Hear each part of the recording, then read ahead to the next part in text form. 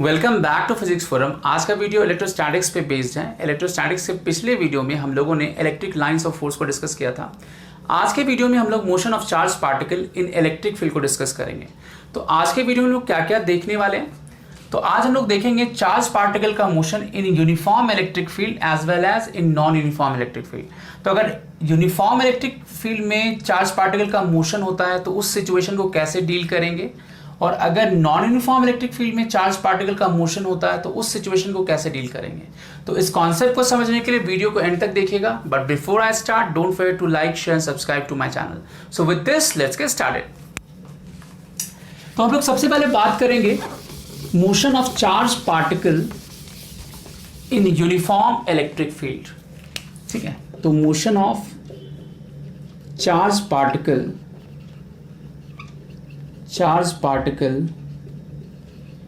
इन uniform electric field. तो सबसे पहले हमने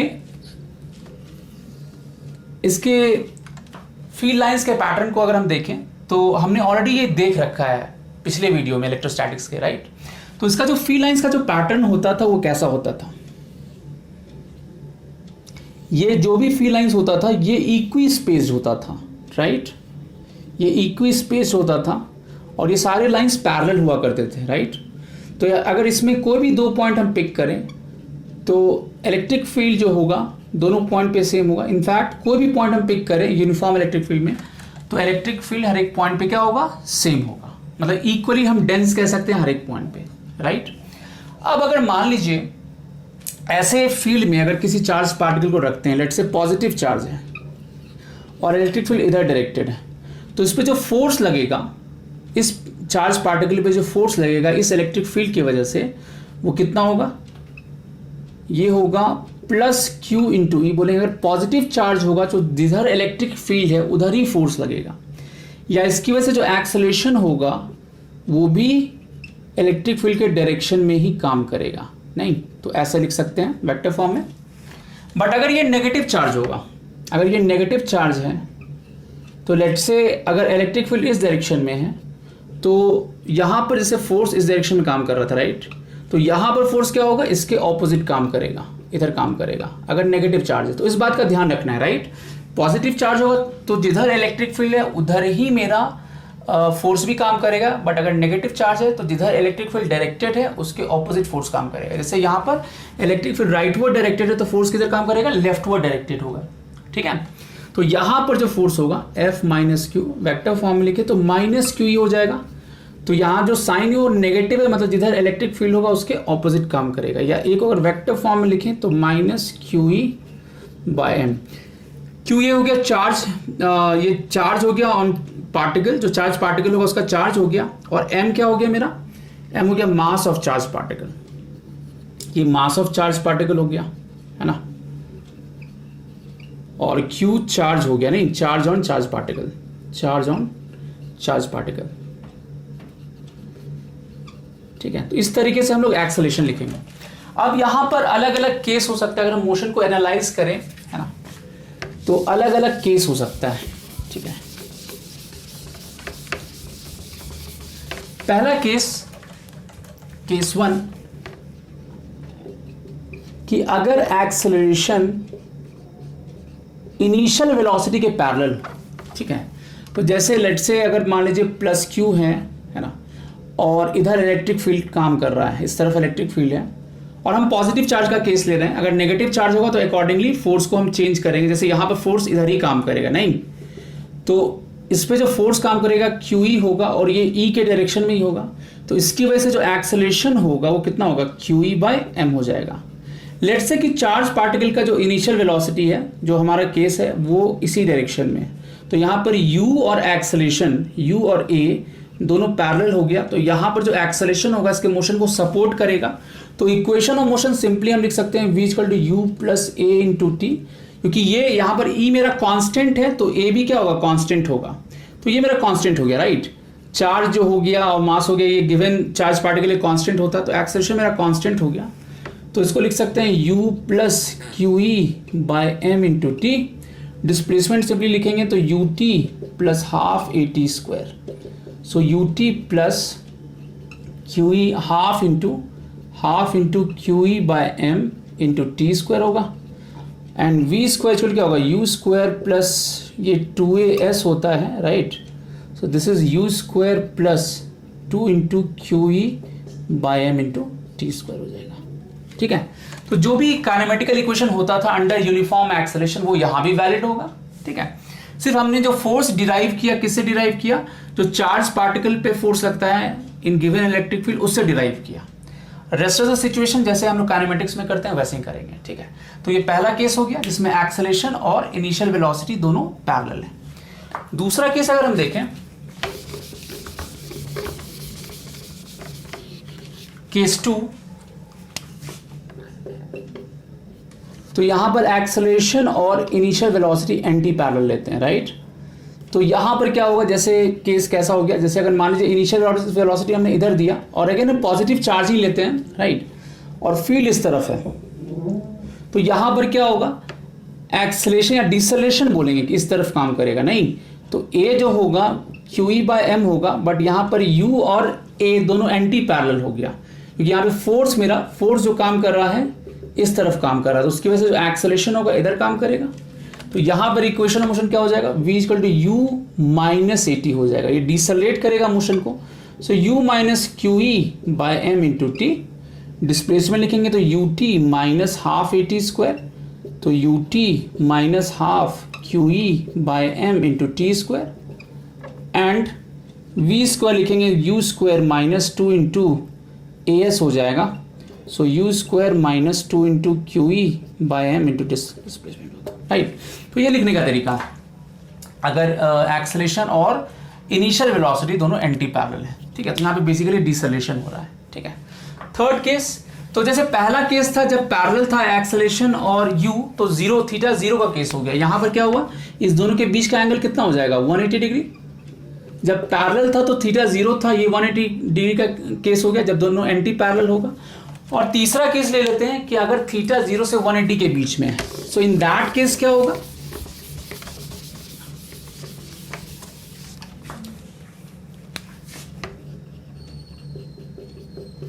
तो अगर एक्सेलरेशन मेक्स एंगल थीटा और थीटा यहां पे क्या है, 0 से 180 डिग्री के बीच का एंगल है, क्योंकि 0 180 हम ऑलरेडी देख चुके हैं, राइट, विथ इनिशियल वेलोसिटी। तो लेट्स से मेरा इनिशियल वेलोसिटी इधर है ना, और एक्सेलरेशन यहाँ पे इस डायरेक्शन, मतलब यहाँ पे इलेक्ट्रिक फील्ड मेरा कुछ ऐसे इंक्लाइंड होगा, राइट, क्योंकि इसी इलेक्ट्रिक फील्ड की वजह से इस पे फोर्स लग रहा है और उसी फोर्स की वजह से एक्सेलरेशन लग रहा है। अगेन यहाँ पे हम पॉजिटिव चार्ज लेते हैं, तो जो फोर्स काम करेगा इधर काम करेगा, पॉजिटिव चार्ज है तो जिधर इलेक्ट्रिक फील्ड है उसी डायरेक्शन में काम करेगा। ये थीटा एंगल है, राइट। तो यहाँ पर u और इलेक्ट्रिक फील्ड सर्टेन एंगल बना रहा है, इसकी वजह से फोर्स मेरा इधर काम कर रहा है, या एक्सेलरेशन भी इधर काम करेगा, इसी डायरेक्शन में एक्सेलरेशन भी काम करेगा। तो u और a के बीच का एंगल हो गया यहाँ पर। तो अब लेट से अगर मान लीजिए, तो ये एक तरीके का 2 डायमेंशनल मोशन हो जाएगा, नहीं, क्योंकि यहाँ पर ये एक्सेलरेशन और velocity, initial velocity certain angle बना रहा है, तो ये 2 डायमेंशनल मोशन कुछ हो जाएगा इस टाइप का। तो यहाँ पर हम चाहें तो कंपोनेंट में तोड़ करके लिख सकते हैं। तो यहाँ पर E का जो कंपोनेंट होगा इस डायरेक्शन में वो कितना होगा, EX बोल सकते हैं। यहाँ पे इधर जो डायरेक्शन होगा ये EY इधर हो जाएगा, तो EX इधर होगा, तो जो एक्सेलरेशन होगा इस फील्ड की वजह से, पहले फोर्स कितना हो जाएगा, तो फोर्स होगा x डायरेक्शन में बाय m, और फोर्स कितना होगा q into EX by m हो जाएगा। इधर हम बात करें तो यहाँ पर जो इस इलेक्ट्रिक फील्ड की वजह से जो एक्सेलरेशन काम करेगा वो कितना हो जाएगा, q इंटू फोर्स जो होगा y डायरेक्शन में by m, so q into EY by m हो जाएगा, ठीक है। तो ये एक्सेलरेशन हो गया। अब सिमिलरली अगर ux देखें यहाँ पर, तो ux यहाँ पे क्योंकि u इसी डायरेक्शन में x के अलॉन्ग, तो ये u हो जाएगा। और इधर हम बात करें तो uy जो होगा वो क्या होगा, u का cos 90 कंपोनेंट हो गया, तो इधर 0 हो जाएगा, मतलब u का इधर कोई कंपोनेंट आएगा ही नहीं इस डायरेक्शन में। तो सबसे पहले हम क्या करेंगे कि along x axis, along y axis, जितने भी u हैं और एक्सेलरेशन है सबको हम लोग स्प्लिट कर देते हैं, जैसे काइनेमेटिक्स और 2 डायमेंशन कर देते हैं, एग्जैक्टली वैसे ही करेंगे। और इंडिविजुअल एक्सिस के अलॉन्ग हम लोग इक्वेशन ऑफ मोशन लिख सकते हैं। तो जैसे vx लिखेंगे तो कितना हो जाएगा, ux plus ax into T, नहीं, तो ये सारा हमें पता है, यहाँ पर ये सब वैल्यू रख देंगे यहाँ पर, उसके हिसाब से लिख लेंगे। सिमिलरली vy लिखेंगे तो क्या लिखेंगे, uy प्लस ए वाई इंटू टी। नहीं, अगर किसी भी इंस्टेंट पे हमें v पूछा गया तो कितना होगा, root under v x square plus v y square हो जाएगा। नहीं, इन द सेम वे हम लोग डिस्प्लेसमेंट को भी निकाल सकते हैं। नहीं, डिस्प्लेसमेंट निकाल सकते हैं, वेलोसिटी निकाल सकते हैं। तो u x into t plus half a x into t square. नहीं, डिस्प्लेसमेंट अलॉन्ग वाई क्या लिखेंगे, u y into t plus half a y into t square. ठीक है, तो जो भी इक्वेशन ऑफ मोशन है वो सेपरेट इंडिविजुअल एक्स एक्सिस और वाई एक्सिस के अलॉन्ग सेपरेटली हम लोग लिख सकते हैं। तो जैसे हम लोग काइनेमेटिक्स और टू डायमेंशन में करते थे वैसे यहाँ भी करेंगे, या सिंपली हम लोग वेक्टर फॉर्म में लिख सकते हैं सिंपली, है ना, v equal to u plus a t. तो हमारा दोनों ही काम हो जाएगा, वेक्टर फॉर्म में इसको लिख सकते हैं, तो इसमें एक्स वाई कॉम्पोनेंट दोनों एक साथ हो जाएगा। ठीक है, सिमिलर डिस्प्लेसमेंट को भी हम U T plus half a t square vector form में ऐसे लिख सकते हैं, जिसमें दोनों कंपोनेंट आ जाएगा, u का दोनों कंपोनेंट आ जाएगा, a का दोनों कंपोनेंट आ जाएगा। तो जिसमें भी हम कंफर्टेबल हैं उसको हम अडॉप्ट कर सकते हैं, राइट। तो ये हो गया motion of charge particle in uniform electric field. अब बात करते हैं motion of charge particle in non uniform electric field.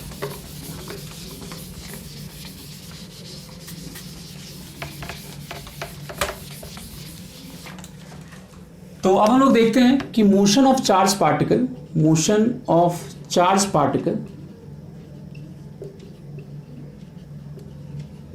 In non uniform electric field. नहीं, तो यहां पे कैसे होगा, यहां पे कैसे डील करेंगे, इसको मैं एक एग्जांपल से बताता हूं। ठीक है, तो जैसे मान लेते हैं कि यहां पर एक प्लस क्यू चार्ज है, ये फिक्स्ड है ना, और लेट्स से यहां पे ओरिजिन भी ले लेते हैं। तो यहां से अगर हम r डिस्टेंस पे बात करें इलेक्ट्रिक फील्ड की, यहां से r डिस्टेंस पे, तो इस चार्ज की वजह से इलेक्ट्रिक फील्ड कितना होगा, k into q by r square. k हमें पता है कूलम्ब्स कांस्टेंट होता है, क्यू बाई आर स्क्वायर, ये सब हम ऑलरेडी देख चुके हैं पिछले वीडियो में, पीछे के जो वीडियोस हैं इलेक्ट्रोस्टैटिक्स के उसमें ऑलरेडी ये सब देख चुके हैं हम लोग। तो इस पॉइंट चार्ज की वजह से जो इलेक्ट्रिक फील्ड होगा वो कितना होगा, k Q by r square होगा। तो अगर यहाँ पर हम कोई प्लस क्यू स्मॉल चार्ज ऐसे रख दें, यहाँ पे अगेन पॉजिटिव चार्ज लेते हैं, तो इस पर फोर्स कितना काम करेगा, तो इस पर जो फोर्स काम करेगा क्यू, वो क्या होगा, क्यू इंटू और electric field of this charge plus Q, नहीं, सो क्यू इंटू के क्यू बाई आर स्क्वायर। नहीं, तो ये फोर्स हो जाएगा। नहीं, या इसको रीअरेंज कर लें तो k q q by r square, और ये बेसिकली कूलम्बिक फोर्स भी हो गया, राइट। तो हम लोग डायरेक्टली कूलम्बिक फोर्स से भी लिख सकते हैं, या इलेक्ट्रिक फील्ड के टर्म में भी हम लोग बात कर सकते हैं। ठीक है, अब हमारे पास सिचुएशन क्या होगा, लेट्स से कि इस प्लस क्यू की वजह से, लेट्स से कि यहां पर इनिशियली ये जो प्लस क्यू चार्ज था स्मॉल क्यू, इसका सर्टेन वेलोसिटी है u, है ना, और वो इस डायरेक्शन में है, राइट। और अभी जो इसका लोकेशन है ये r0 है। ठीक है, और let's say after certain time इसका जो पोजीशन है वो चेंज होके r हो जाता है ना, ओरिजिन हमने यहीं पे लिया था। ठीक है, तो इधर इलेक्ट्रिक फील्ड मेरा इधर डायरेक्टेड है, और जिधर इलेक्ट्रिक फील्ड डायरेक्टेड है उधर ही हमने इनिशियल वेलोसिटी दिया है, एंड आफ्टर सर्टेन टाइम इसका वेलोसिटी u से चेंज होके v हो गया, राइट।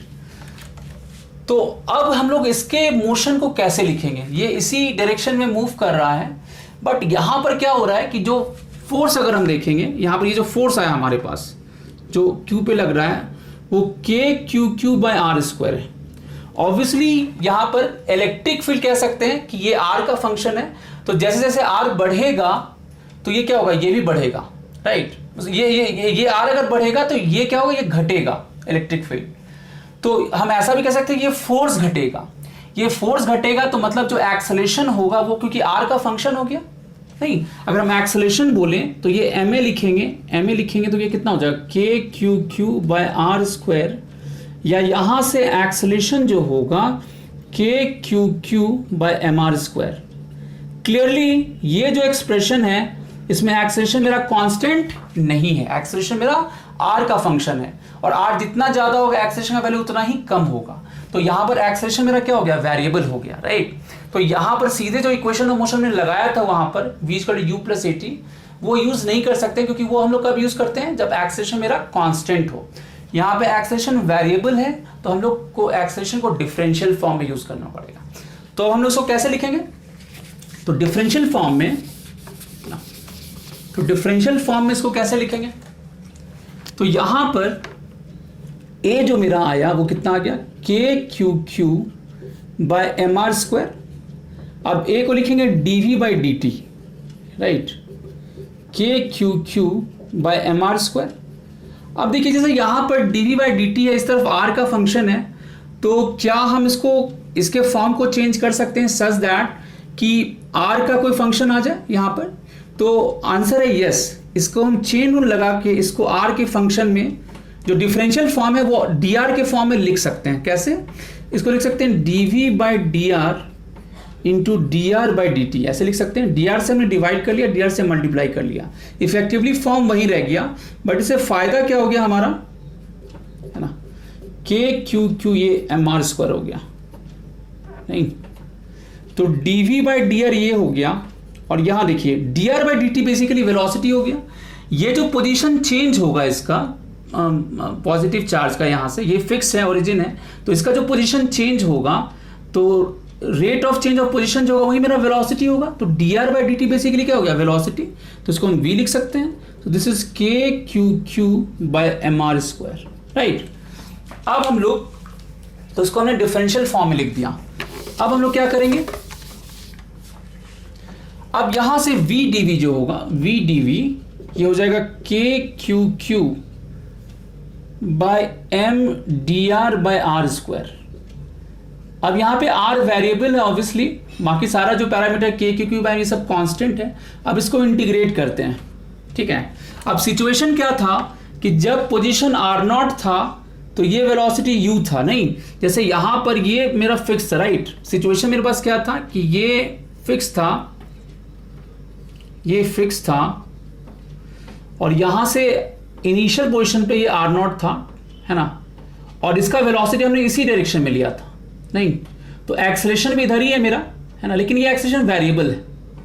तो यहां पर जब आर नॉट था तो वेलोसिटी u था, और बाद में ये लेट से r हो गया, तो एज ए फंक्शन निकालना है तो उसको लेट से उसमें वेलोसिटी v हो गया, तो r पे वेलोसिटी v हो गया, है ना, तो ऐसे लिख सकते हैं इंटीग्रेशन लिमिट को।